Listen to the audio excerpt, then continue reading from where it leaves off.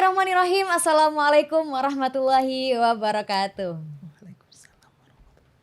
Pemirsa TVNU dimanapun Anda berada, welcome back in our talk show R20 Special Edition. Wah, tepuk tangannya mana nih? Nah, hari ini kita akan berbincang lagi talk show spesial edisi R20 ya.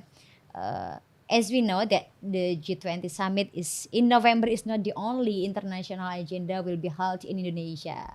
Why? Because Nahdlatul Ulama Central Board or PBNU is planning to hold another global level meeting. Maybe you know R20 or Religion Forum will be held in Bali in 2nd until 3 November 2022. Nah, pemirsa TVNU, mungkin pemirsa sekalian sudah mengetahui akan ada agenda besar Indonesia menjadi tuan rumah presidensi G20 di November mendatang. Tapi tidak hanya G20 sebagai agenda internasional yang akan digelar di Indonesia. Karena PBNU dalam hal ini juga akan menggelar atau menjadi inisiator, menjadi pionir adanya forum internasional antar pemimpin agama di dunia, yakni disebut dengan Religion 20.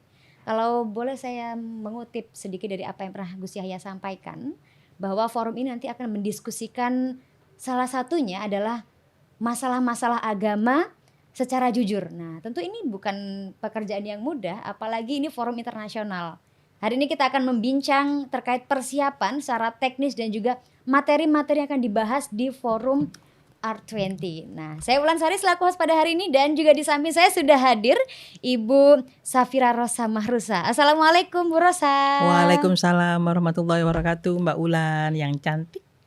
Ibu, gimana kabarnya Bu? Alhamdulillah baik. Ya. Akhir-akhir ini kayaknya lagi disibukkan dengan persiapan R20 sebagai project manager ya Bu di R20. Iya betul, biasalah ya. Mau ada agenda besar jadi memang harus sibuk. Karena tinggal 20 hari Mbak. Nah itu. Apalagi agenda R20 ini salah satunya sebagai salah satu agenda dalam rangkaian Harlah, menuju Harlah ke 1 abad NU. Ya betul sekali. Ya. Kalau sekarang kita udah masuk di pekan kedua di bulan Oktober ya Bu ya. Ya betul. Nah ini sudah sejauh mana persiapan menuju R20 yang akan digelar awal November nanti Bu? Alhamdulillah ya, Mbak Ulan dan pemirsa yang ada di rumah itu ya atau di mana saja yang ikut menyaksikan acara ini, kita sejauh ini kita persiapannya sudah lebih dari 35% ya. Karena kami memang fokus pada awalnya dengan undangan-undangan. Itu penting karena apa? Karena nanti yang akan memeriahkan ya, menyukseskan kegiatan konferensi internasional R20 ini ya para undangan tersebut. Jadi kami memastikan karena yang diundang itu nanti sekitar 400 ya. 400 itu terdiri dari separuhnya adalah para undangan dan juga speaker dari asing overseas dan yang separuhnya ini dari domestik. Jadi dari undangan-undangan Indonesia. Ya, dan di situ juga yang di Indonesia itu undangan untuk ormas, para tokoh-tokoh agama gitu ya, tokoh-tokoh yang ada di Indonesia dan juga dari NU sendiri. Kan kita ketahui bahwa Jam'iyah Nahdlatul Ulama klaimnya anggotanya lebih dari 100 dan lebih itu dari 100 diwakili juta ya Bu. benar, diwakili oleh PWNU akan ada sekitar 34. Nah, itu nanti juga akan kita undang untuk menyaksikan perhelatan besar ini. Kalau tadi Ibu sampaikan persiapannya sudah sampai di 35% gitu ya.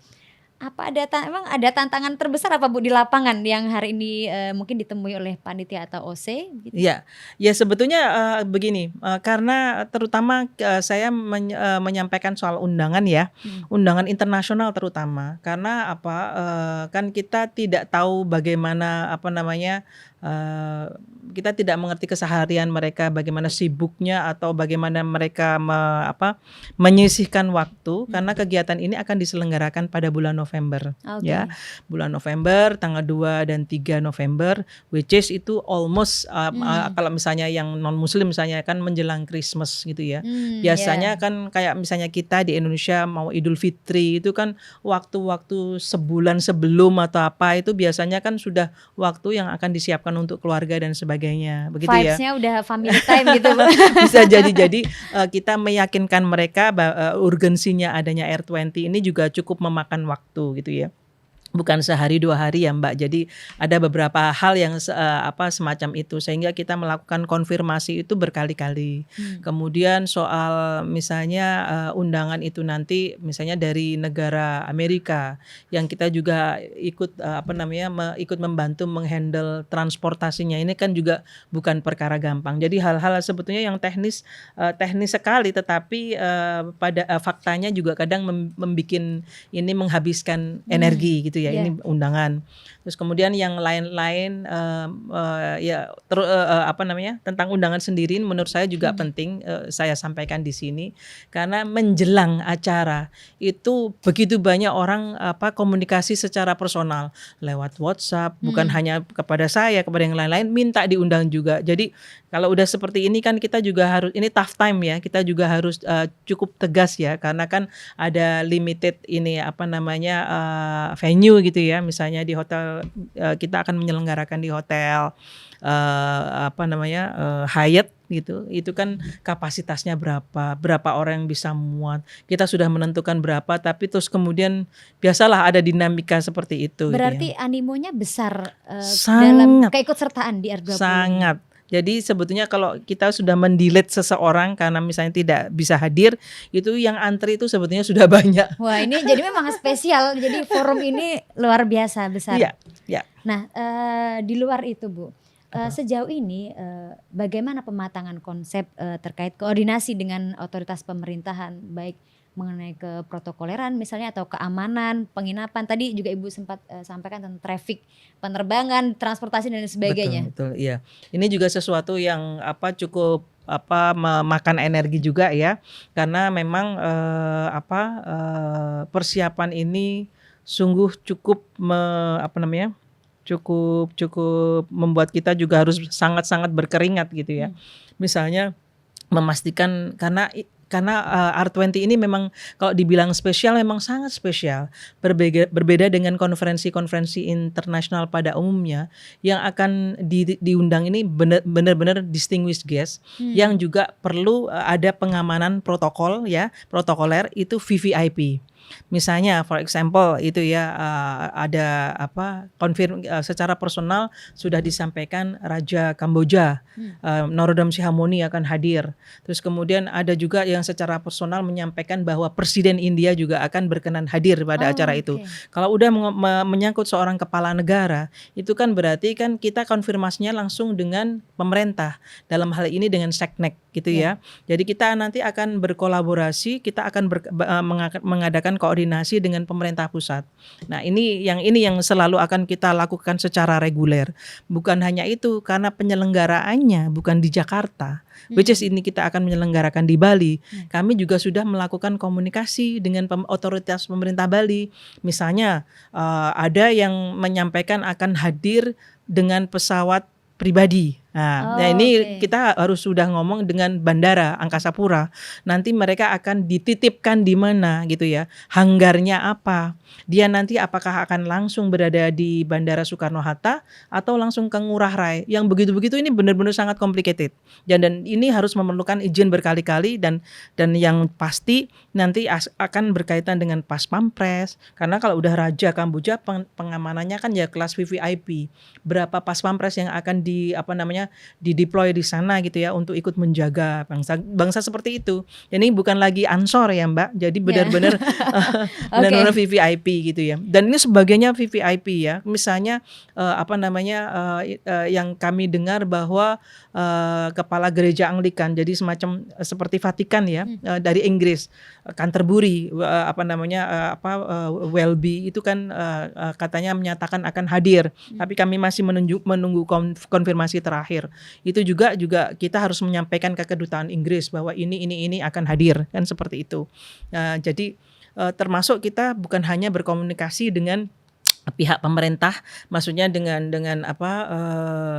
Seknek, kemudian dengan Kemlu, kemudian dengan Kominfo, karena kita ini merupakan bagian dari engagement group gitu ya, bukan lagi side event dari G20. Jadi apa-apanya harus persis, termasuk misalnya membuat ini ya Mbak, desain seperti ini kita tidak boleh mengarang atau misalnya menambah warna, mau kita kasih warna hijau-hijau akan dinyatakan salah karena kita engagement group, jadi selevel lebih kuat ketimbang side event begitu. Jadi harus identik dengan memang G20 itu sendiri. Ya, harus G20 termasuk ketika memberikan goodie bag, gift atau whatever itu nggak boleh beda, sama sekali nggak boleh beda. Kita boleh menambahkan misalnya ada tulisan PBNU dan MWL ya, Muslim World League, tetapi tetap harus kecil karena yang difokuskan ini yang harus besar. Betul, dari size-nya aja sudah berbeda Bu ya. Jadi logo R20 ini lebih besar daripada logo NU dan juga Muslim World League gitu ya. Iya, betul. Nah, Bu, ini kita kan menyelenggarakan R20 ini dalam waktu yang sangat dekat dengan G20. Exactly. Mungkin at least around 2 minggu. Less than 2 weeks ya. Less than karena 2 weeks. 2 dan 3, 4 kita udah keluar, terus acara G20 tanggal 15-16 ya. Nah, dari 16 ya. Itu pasti akan tadi terkait kembali lagi kepada otoritas pemerintah gitu. Bagaimana kesiapan pemerintah sendiri dari Indonesia begitu dalam mensukseskan dan juga komitmennya untuk pengamanan acara di R20 juga. Itu udah saya sampaikan tadi bahwa karena ini merupakan bagian dengan engagement group, berarti protapnya juga akan hampir disamakan dengan para tamu, karena ini tadi saya bilang VVIP untuk tamu yang akan hadir di G20. Meskipun skalanya kalau G20 hampir sebagian besar kepala negara gitu ya, atau G20 sendiri. Nah, kita udah beberapa kali ini udah komunikasi secara personal dan insya Allah nanti minggu depannya lagi nanti akan ada rakor bisa dengan seknek ya. Rakor bisa dilaksanakan di Jakarta ataupun juga dilaksanakan di Bali. Kami juga sudah berkomunikasi dengan Pemda Bali, udah ya. Terus kami juga berkomunikasi dengan Angkasa Pura di Bali sendiri. Kami juga ini karena kita meng-hire IO. IO sendiri sudah berkomunikasi dengan pihak otoritas keamanan, yaitu polisi maupun tentara untuk soal pengamanan ini. Karena ada yang sebagian besar langsung menuju Bali, tidak di Jakarta. Artinya komunikasi ke semua pihak memang sudah dilakukan. Sudah dilakukan. Oke, ini moga-moga ya sukses doain. Aduh, mungkin agak sedikit ribuh ya Bu ya. Karena ini gawe pertama NU besar seperti ini. Betul. Belum pernah kita misalnya beberapa tahun yang lalu di zaman Ketum Tanfidiyah PBNU-nya adalah almarhum Kiai Haji Hashim Muzadi, itu beliau menginisiasi kegiatan yang kurang lebihnya sama, konferensi internasional, akan tetapi mungkin yang berbeda satu, tidak mengundang pimpinan negara, agama. Jadi lebih banyak akademisi ya, pimpinan agama yang betul-betul pimpinan agama. Misalnya kalau yang ICIS itu lebih banyak ke pimpinan Islam, Muslim ya. Ini non-Muslim ada ya, semuanya misalnya dari Kristen Katolik, Kristen Maronik, Kristen Ortodok, kemudian dari Katoliknya sendiri, terus kemudian dari agama Yahudi, Hindu, Buddha, dan Islam dari berbagai pandangannya. Jadi benar-benar melting betul ini nanti insya Allah acara di Bali. Tapi dari semua tantangan tadi sudah ada langkah solusinya gitu Bu? Langkah solusi gimana maksudnya Mbak? Jadi dari semua tantangan tadi kan kesulitan undangan segala macam dan komunikasi, sudah ditemukan solusinya, langkah solutifnya itu sudah ada atau belum? Beberapa hal kita juga sudah melakukan upaya ini ya, antisipasi ya, antisipasi misalnya ada yang tidak datang, misalnya kita membuat rundown ya untuk kegiatan di Bali maupun di Jogja ini seperti ini. Tetapi pada saat kita membuat rundown itu tuh kita sudah mengubah beberapa hal gitu kan. Kita sudah bukan mengubah, jadi kita sudah mempersiapkan kalau ini nggak bisa berarti ini, kalau itu nggak bisa berarti ini, kalau agenda itu kemudian tidak terlaksana berarti langsung di switch ke agenda yang lain. Jadi ketika kita mempersiapkan rundown itu semua antisipasi yang berkaitan dengan ketidakhadiran gitu ya, itu benar-benar sudah kita maksimalkan. Karena apa? Karena kita tahu yang kita undang bukan orang Indonesia yang kita bisa memantau day to day, tapi orang asing yang kita tidak tahu bagaimana sibuknya mereka menyusun agenda kegiatan mereka sendiri itu. Jadi. Nah, Nih pemirsa perlu ketahui bahwa memang kerja-kerja di belakang layar panitia ini sangat complicated. Exactly, Mbak. Oke, baik Bu, terkait pelaksanaan nanti R20 di hari H gitu ya. Bagaimana sebenarnya format acaranya atau mungkin sudah ada mata acara apa saja yang rumusannya atau pembahasannya sudah disepakati bersama di forum tersebut? Ya, Gus Yahya juga sudah menyampaikan ya dalam wawancara beliau dengan berbagai media sebelumnya. Rundown acara memang kalau kita bilang, kita nggak bisa bilang final gitu ya, mesti tetap tentatif meskipun kita kan berharap bahwa nanti ini yang pasti insya Allah ini sampai sejauh ini nanti akan dibuka oleh Bapak Presiden, itu pasti. Kemudian karena ini juga disupport oleh MWL, Muslim, jadi Liga Muslim Dunia, yang di sekjenin, istilahnya ketuanya kan sekjen oleh Dr. Abdul Karim Al-Is gitu ya. Itu nanti beliau juga akan datang dan kemudian memberikan speech, itu udah kita susun semuanya. Beberapa narasumber yang udah 43 yang konfirmasi, para speaker ini nanti akan menyatakan hadir, baik yang ada di Jakarta, di Bali ataupun yang ada di Jogja. Jadi ini tetap seperti tadi, mekanismenya adalah kita harus menyiapkan apapun yang terjadi. Dia bisa datang, kan kita bisa bisa berpikir juga barangkali lastminute.com ceritanya tiba-tiba dia nggak bisa hadir. Apa yang harus kita lakukan? Switch itu every day. We have to change every day. Yes, exactly. Dan ini Bu, tadi Ibu sampaikan ada sekitar 43 narasumber ya atau yang sudah confirm. Person speech yang bakal udah confirm ya Bu. Iya, ini yang confirm. Rumusan materinya apa saja akan beliau sampaikan? Kalau boleh saya bacakan ya, beberapa rundown di rundown itu para narasumber akan menyampaikan materi. Saya harus membaca ya Mbak. Jadi misalnya, jadi materinya itu banyak ya, misalnya menyampaikan tentang vision and objective. Misalnya Gus Yahya sendiri nanti akan di opening address-nya akan menyampaikan tentang vision and objective of the G20 Religion Forum. Kemudian yang ini ada yang akan menyampaikan tentang dari Profesor Mary Ann Glendon ya, dari Harvard University, The Quest for Shared Civilizational Values. Kemudian Pak Menteri Agama, Pancasila Nation, Indonesia's Constitutional Mandate to foster a rules-based international order founded upon shared civilizational values. Terus kemudian ada lagi ini dari Bin Zayed University yang akan menyampaikan materi tentang apa ini? Ya ada beberapa hal. Jadi judul satu itu nanti akan dielaborasi oleh masing-masing narasumber. Ada dari His Excellency Dr. Hamdan Musalam, kemudian His Holiness Mahamahopadhyaya Swani Badesdas Swani, ini yang dibilang RSS, yang dibilang ada keterkaitannya. Ya, karena dia salah satu pimpinannya. Tetapi beliau ini diundang dalam kapasitas sebagai ketokohannya ya, bukan itunya tadi lembaga RSS-nya. As a person, bukan sebagai delegate of RSS begitu ya Bu. Ya. Oke. Artinya tadi saya mendengar beberapa materi yang sudah dirangkum ya Bu, tapi mungkin masih banyak lagi. Secara garis besar itu tentang sosial, kemudian tentang religion begitu ya Bu, dan ada betul. Pancasila tadi yang akan disampaikan oleh jadi mungkin saya hanya kalau saya boleh menyampaikan sedikit gitu ya.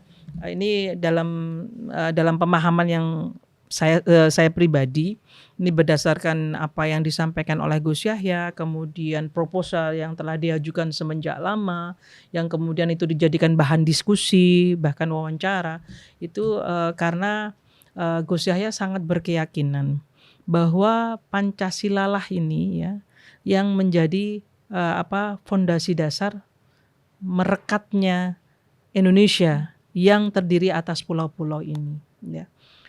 Begitu founding father menyatakan harus ada Pancasila ini, yang waktu itu pertama digagas oleh Bung Karno ya, lewat pada tanggal 1 Juli waktu itu 1 Juni Piagam Jakarta kalau tidak salah gitu ya.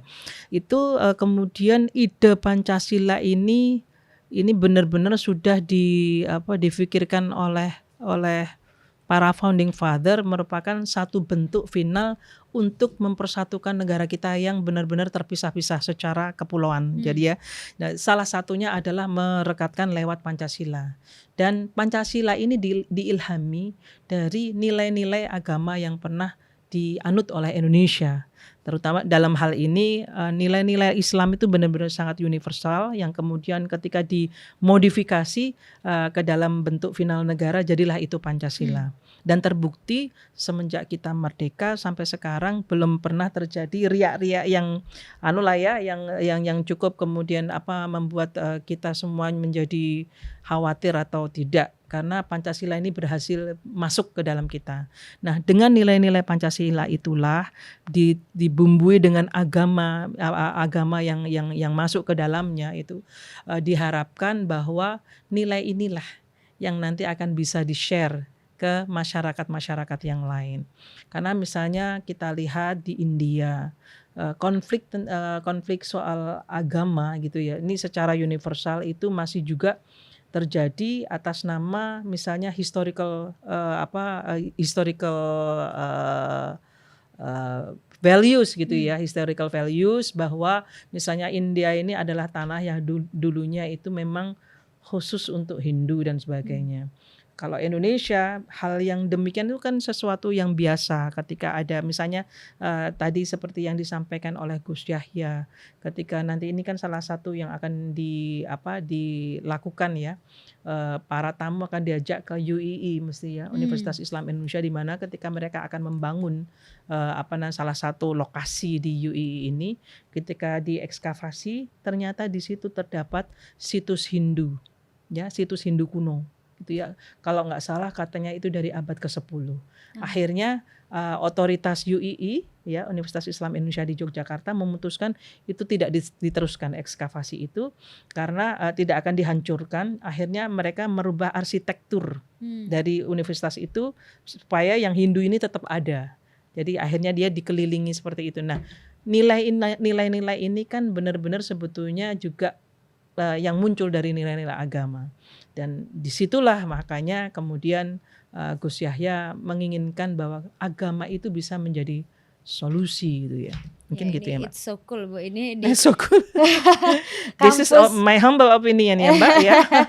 Correct me if I'm wrong. Oh ya, kampus Islam ya, tapi melestarikan bahkan tadi ada prasasti kalau bisa kita bilang seperti itu dari Hindu. Bisa jadi. Katanya kalau nggak salah modelnya begini ya, hampir kayak bukan stupa ya, maksudnya bangunan candi. Ya.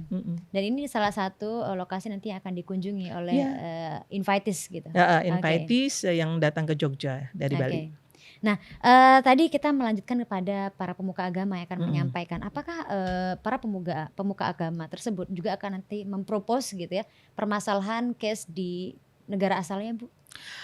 Kalau bisa jadi begini, jadi agenda ya rundown di Bali itu sebetulnya modelnya narasi ya. Jadi nanti para narasumber itu akan menyampaikan gagasannya. Bayangkan nanti dalam 2 hari itu ada 45 narasumber. Targetnya 45 narasumber. Lebih dari itu sebetulnya. Tapi ini kan yang confirm udah 43 ya. Misalnya taruhlah sekarang ini narasumber dan moderator. Jadi mereka nanti masing-masing diberi kesempatan untuk menyampaikan materinya. Jadi tidak ada cerita, tidak ada nanti modelnya tanya jawab gitu ya, Mbak. Tidak ada tanya jawab. Bisa jadi mereka juga akan menyampaikan permasalahan di masing-masing negaranya dan bagaimana mereka menemukan solusi untuk menyelesaikan permasalahan itu. Tapi bisa jadi mereka akan membincang tentang permasalahan secara keseluruhan yang disebabkan oleh agama gitu ya.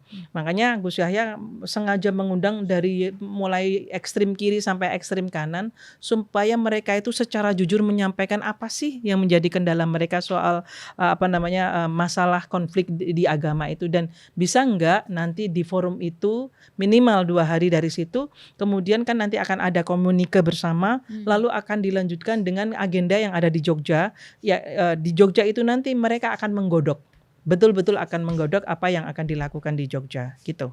Kalau seandainya para narasumber tersebut menyampaikannya hanya secara normatif, Bu, jadi tidak sesuai dengan target kita menyampaikan permasalahan agama secara jujur, bagaimana menurut Ibu? Ya, kalau saya pikir itu, ndak jadi masalah juga ya, karena kan, ini, PBNU ini ya, ini kan memberikan venue Hmm. kepada para tokoh ini, tokoh kontroversial, tokoh moderat, tokoh liberal, atau tokoh apa yang berkaitan dengan agama lah gitu ya.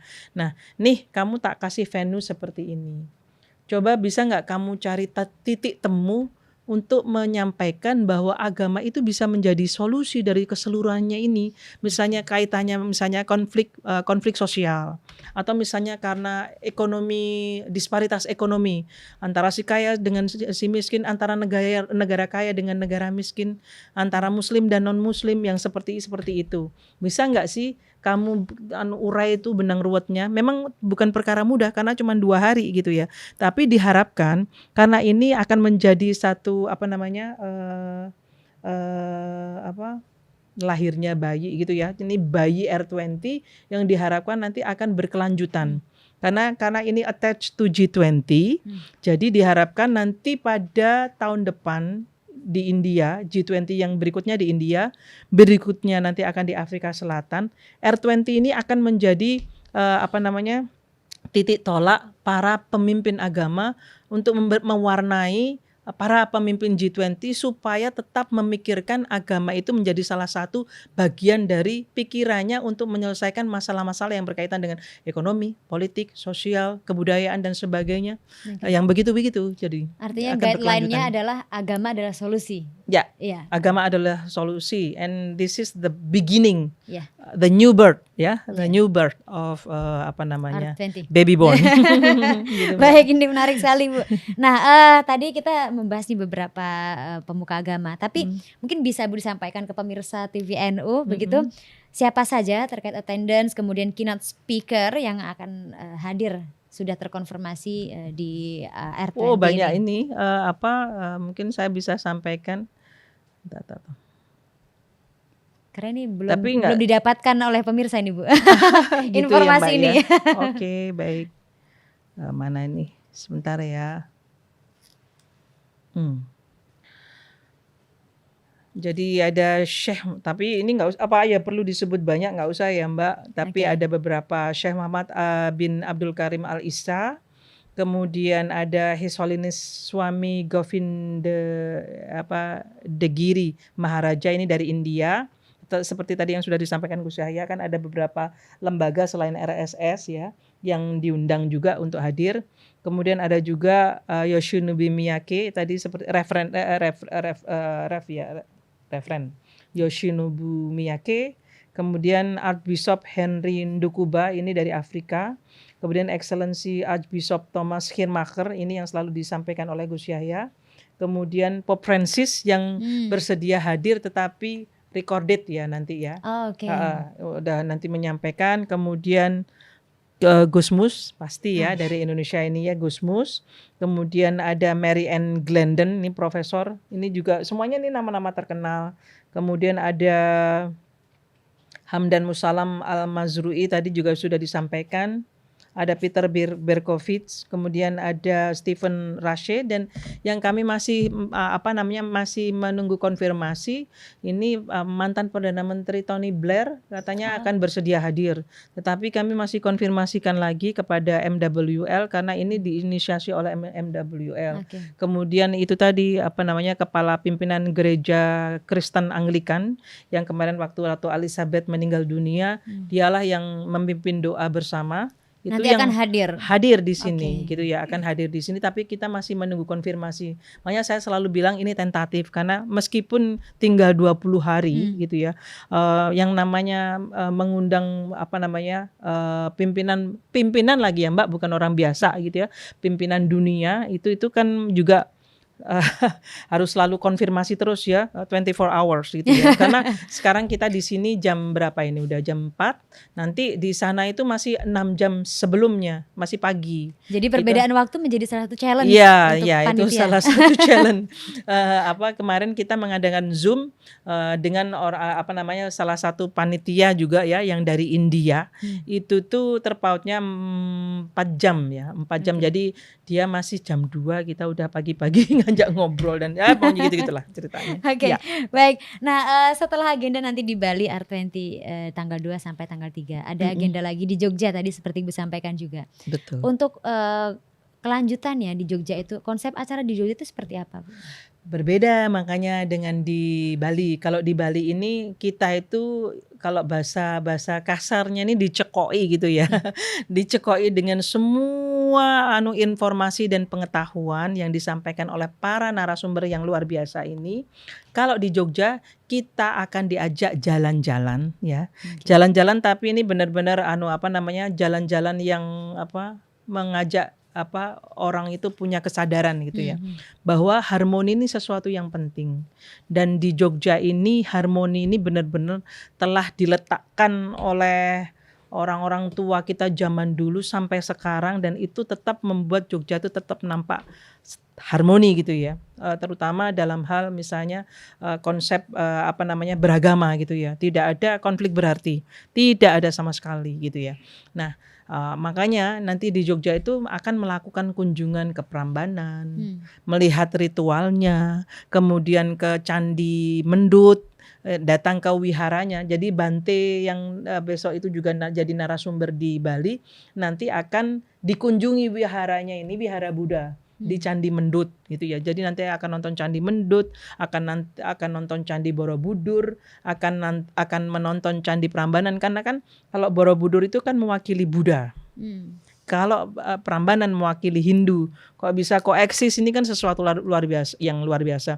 Udah begitu di Jogjanya mayoritas Muslim. Jadi bisa dibayangkan kok mereka bisa menjaga harmoni ini. Kalau udah mayoritas Muslim biasanya lu kesana aja dong. Ini kan wilayah gue gitu ya. Misalnya gitu-gitu ya. Itu yang terjadi seperti itu tapi tidak dengan masyarakat Jogja.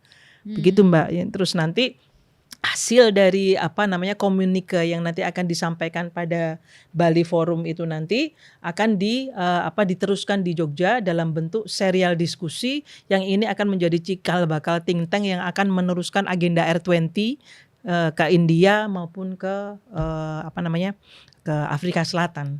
Gitu Kalau ya. selain dari candi misalnya Bu, Candi Prambanan, Candi Borobudur, Oh ya. ada tempat yang Ya, Muslim betul. atau Ada saya lupa. Ada lagi nanti ke pondok pesantren Pandanaran. oh Pandanaran. Ya, Baik. biar mereka tahu juga bahwa di Jogja ini ada pesantren besar, santrinya banyak, tapi tidak terusik dengan adanya agama-agama yang ada ataupun candi-candi yang melingkarinya, gitu ya.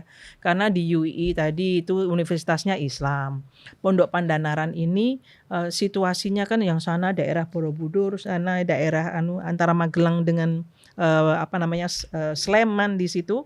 Terus di sini ada yang namanya pondok pesantren besar yang benar-benar tidak terganggu dan mereka bisa fokus dengan pendidikannya gitu ya. Dan masyarakat sangat toleran. Sangat toleran. Itu yang ingin disampaikan, ingin dikenalkan oleh Gus Yahya kepada para tamu-tamu nanti yang akan datang yang dari Bali langsung ke Jogja itu. Kalau dari 400 tamu undangan yang dikisarkan akan hadir nanti Bu, apakah memang 400 undangan ini juga nanti akan dibawa ke Jogja juga? Tidak. Jadi Oke. yang khusus adalah para tokoh-tokoh dunia tadi gitu ya. Karena itu yang penting. Karena pesan ini nanti sifatnya tidak akan lokal gitu ya. Membawa harmoni, menjadikan agama sebagai solusi itu tidak akan hanya diletakkan di Indonesia saja, tetapi akan disemaikan ke seluruh dunia, disebarkan melalui para pemimpin dunia tadi yang telah diundang untuk menghadiri baik di Bali maupun di Jogja. Nah, selebihnya memang ada sebagian dari tamu lokal yang diundang ke Jogja gitu ya. Ya ini merupakan bagian juga dari selebrasi NU menjelang 1 abadnya bulan Februari.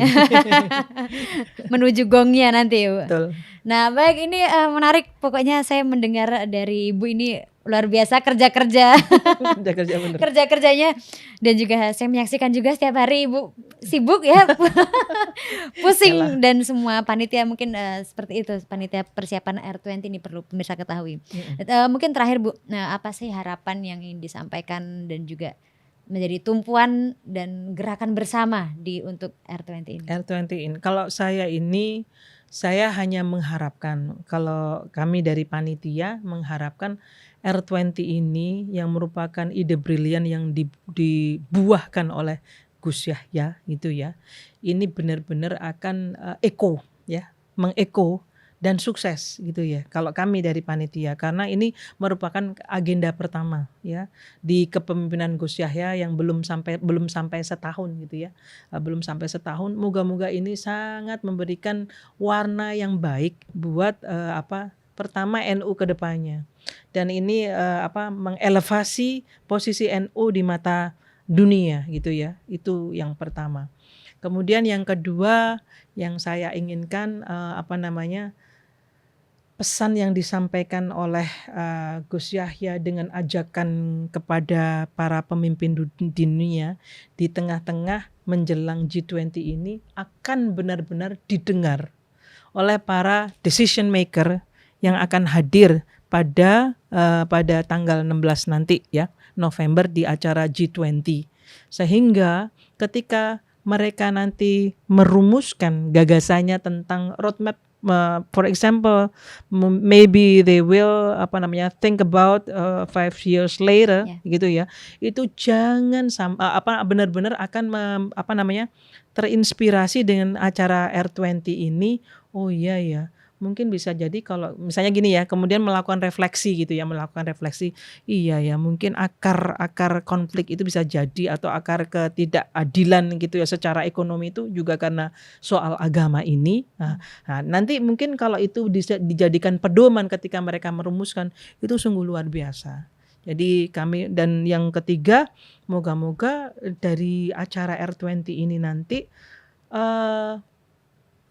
masyarakat NU-nya sendiri tergerak untuk berpikir secara secara terbuka gitu ya, dan kemudian berpikir juga secara universal, jangka panjang, bahwa NU itu bukan hanya seperti kata dalam tempurung untuk di sebagiannya, tapi dia benar-benar memang akan menjadi organisasi yang selalu akan menjadi tumpuan harapan masyarakat Muslim terutama, dan masyarakat internasional terutama yang beragama seluruh dunia.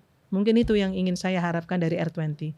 Utopis banget ya, tetapi yang namanya cita-cita, why not ya, kita sangat ingin seperti itu. Karena itu memang menjadi landasan gerak bersama. Ya, gitu. betul. Oke. Insya Allah. Baik, terima kasih Bu Rosa. Ini saya dapat insight yang luar biasa sekali hari ini. Menjadi sosok inspirasi tentunya. Apalagi Bu Rosa ini menjadi project manager perempuan lagi Bu. Ini saya suka banget. Baik, terima kasih sekali lagi Bu Rosa, dan juga terima kasih kepada seluruh pemirsa. Demikian talk show special edition kita hari ini, khusus membincang terkait R20. Harapan kita semoga nanti agenda R20 ini berjalan dengan kondusif dan juga lancar, sukses. Amin. Panitianya sukses, seluruh pesertanya invitee, semua tamu undangan, distinguished guest semuanya, dan juga pemerintah, dan tentu untuk seluruh keluarga besar Nahdlatul Ulama. Everybody happy. Yes, everybody's happy sampai di rangkaian puncak nanti Harlah 1 Abad Nahdlatul Ulama. Ya. Baik, terima kasih banyak Bu Rosa. Sama-sama, makasih Mbak. Baik, pemirsa, sampai jumpa di talk show selanjutnya. Saya Wulansari, TVNU. Wallahumma muwaffiq ila aqwamit thoriq. Wassalamualaikum warahmatullahi wabarakatuh. Waalaikumsalam warahmatullahi wabarakatuh.